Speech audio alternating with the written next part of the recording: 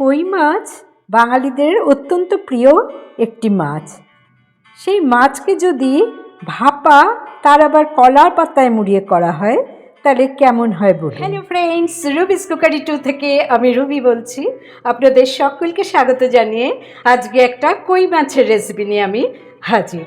আজ বানাবো কই মাছের ভাপা। তা দুটো বেশ বড় সাইজের, দুটোর ওজন 250 গ্রাম। তা মাছটা কেটে নিয়ে এসেছি, ভালো করে ধুয়ে নিয়েছি। এবার ম্যারিনেট করে নেব। দেখতেই পাচ্ছেন যে মাছগুলোতে বেশ ডিম ভরা। এবারে ম্যারিনেট করার আগে আমি একটু দুটো পাশই মাছের এরকমভাবে কাট দিয়ে নিচ্ছি। এই কাট দেওয়ার জন্য মশলাটা ভালো করে ভেতরে ঢুকে যাবে। এই দেখুন, ম্যারিনেট করার জন্য মাছগুলোকে প্রথমে একটা বাটির মধ্যে নিয়ে তাতে স্বাদ মতো লবণ দিয়ে দিলাম আর হাফ টিস্পুন হলুদ, সাথে দিয়ে দিলাম 1 টিস্পুন সর্ষের তেল। ভালো করে মেখে নিচ্ছি, দুটো পাশেই যাতে নুন হলুদ ভালো করে মাখা হয় সেই জন্য ঘুরিয়ে ফিরিয়ে এবং কাঠ যে অংশটা সেগুলোতে ভালো করে ঢুকিয়ে দিচ্ছি। ম্যারিনেট করা মাছটাকে আমি 15 মিনিটের জন্য রেখে দিলাম। আমি আজকে কই মাছের ভাপা বানাবো, তার জন্য একটা মশলা বানিয়ে নিচ্ছি। একটা মিক্সিং জার নিয়ে নিলাম। আমি 1 টিস্পুন করে সব কিছু নিয়ে নিচ্ছি। যেমন কালো সর্ষেটা আমি 15 মিনিট আগে ভিজিয়ে রেখেছিলাম, নিয়ে নিলাম। সাদা সর্ষেও আমি 1 টিস্পুন ভেজানো দিয়ে দিলাম। পোস্তটা নিয়েছি আমি 1 টেবিল স্পুন দিয়ে দিলাম। এবারে সুন্দর করে একটা পেস্ট বানাবো, তার আগে একটা কাঁচা লঙ্কা আমি এর মধ্যে ভেঙে দিয়ে দিলাম। ঝালটা আপনারা কম বেশি আপনাদের পছন্দ মতো দেবেন। আমার এদিকে পেস্ট বানানো হয়ে গেছে, দেখুন আমি ঢেলে নিলাম। সব কিছুই কম কম দিয়েছি যেহেতু দুটো মাছ, আপনারা মাছের পরিমাণের ওপর কিন্তু এই মশলাটা ঠিক করে নেবেন। আমি এখানে লাল লঙ্কার গুঁড়ো দিলাম 1 টিস্পুন, আর এখানে জিরে বাটাও 1 টিস্পুন আমি ভিজিয়ে রেখে বেটে নিয়েছি। বাটা মশলাটা দিলে এখানে টেস্টটা বেশি ভালো হবে, তবে আপনারা জিরে গুঁড়োও দিতে পারেন। ভাবছেন হয়তো যে পোস্ত সর্ষের মধ্যে কেন জিরে বাটা দিলাম, এটাতে খুব ভালো একটা টেস্ট হয়। আর এখানে আমি 1 টেবিল স্পুন টক দই দিয়ে সব কিছু ভালো করে একটা মিশ্রণ বানিয়ে নিলাম। আমি স্বাদ মতো লবণ দিয়ে ভালো করে মিশিয়ে নিচ্ছি। অবশ্যই খেয়াল রাখবেন যে মিশ্রণটা যেন বেশি জল জলে না হয়। এর মধ্যে আমি 2 টিস্পুন কাঁচা সর্ষের তেল দিয়ে আবারও ভালো করে সব কিছু মিশিয়ে নিচ্ছি। বন্ধুরা যারা আমার ভিডিও এই পর্যন্ত দেখেছেন অথচ লাইক করতে ভুলে গেছেন, তারা প্লিজ একটা লাইক করে দিন। দিলাম হলুদ গুঁড়ো 1/2 টিস্পুন, কাশ্মীরি লাল লঙ্কার গুঁড়ো 1/2 টিস্পুন। আবারও সব কিছু ভালো করে মিশিয়ে নিচ্ছি। সামান্য একটু চিনি টক দইয়ের সাথে ব্যালেন্স করার জন্য আমি দিয়ে দিলাম, এটা 1/4 টিস্পুনের মতো আমি দিয়েছি। ভাপা যে পাত্রে করব সেটা আমি রেডি করে নিচ্ছি। একটা ছোট স্টিলের বাটি নিয়ে তার মধ্যে আমি কলা পাতা পেতে নিলাম। আপনারা জানেন যে কলা পাতা দিয়ে যদি ভাপা রান্না করা যায় তাহলে সেটার একটা আলাদা গন্ধ হয়, কলা পাতার সাথে মিশে গন্ধটা অসাধারণ হয়। আমি কিছুটা পেস্ট নিচে ছড়িয়ে দিচ্ছি, দেখুন।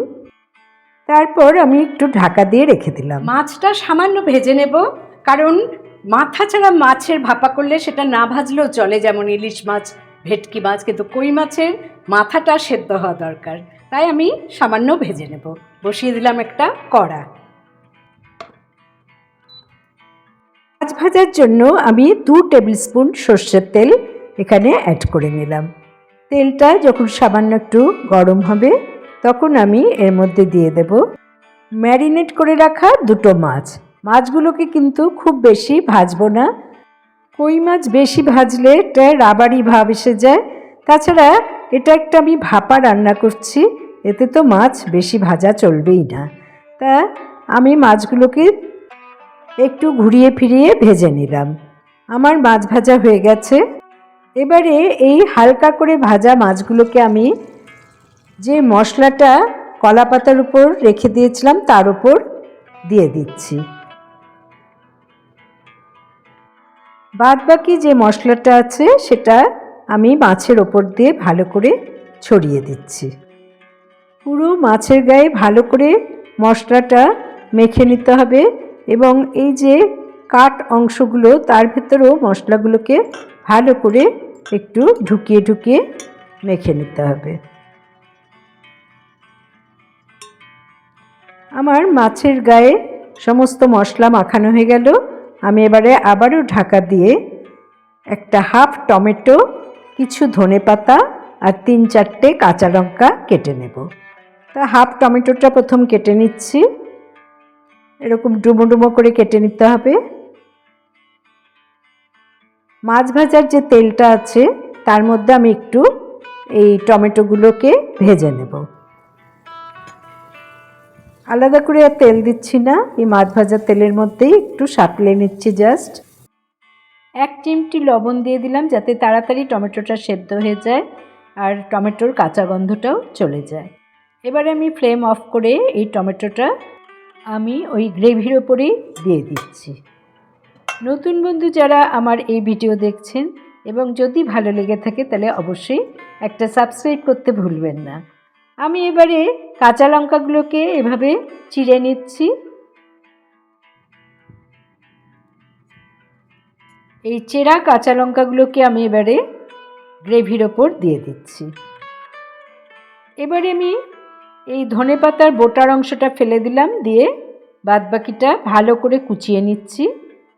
ধনেপাতাটা কাটার আগে আমি ভালো করে ধুয়ে নিয়েছি, দিয়ে দিলাম গ্রেভির ওপর। সব কিছু মিলিয়ে অসাধারণ একটা গন্ধ বের হচ্ছে। আমি এখানে আরও 1 টেবিল স্পুন তেল দিয়ে দিলাম আর সামান্য জল 4-5 দিয়ে দিলাম। এতে মাছগুলো ভালো সেদ্ধ হবে। আমি আরেকটা কলাপাতা উপর দিয়ে চাপা দিয়ে ঢেকে দিলাম।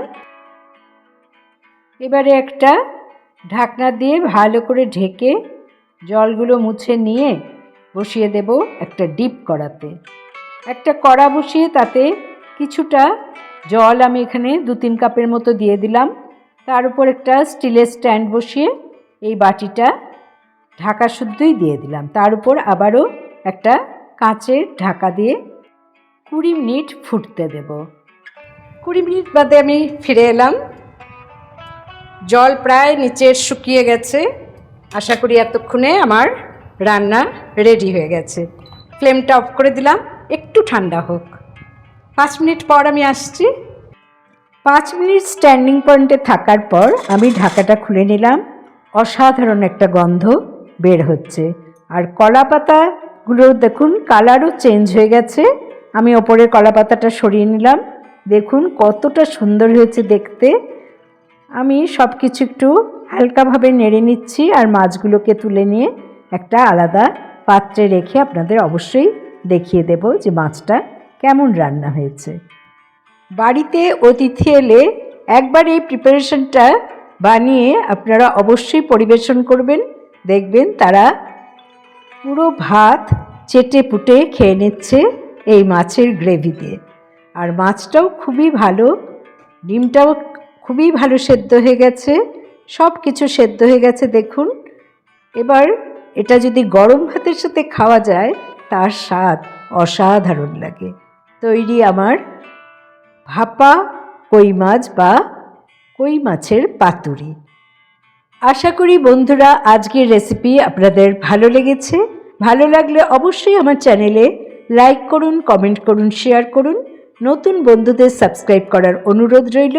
পাশে বেল বোতামে অবশ্যই ক্লিক করতে ভুলবেন না, তাতে যখনই কোনো নতুন রান্নার রেসিপি শেয়ার করব তার নোটিফিকেশন সহজেই আপনারা পেয়ে যাবেন।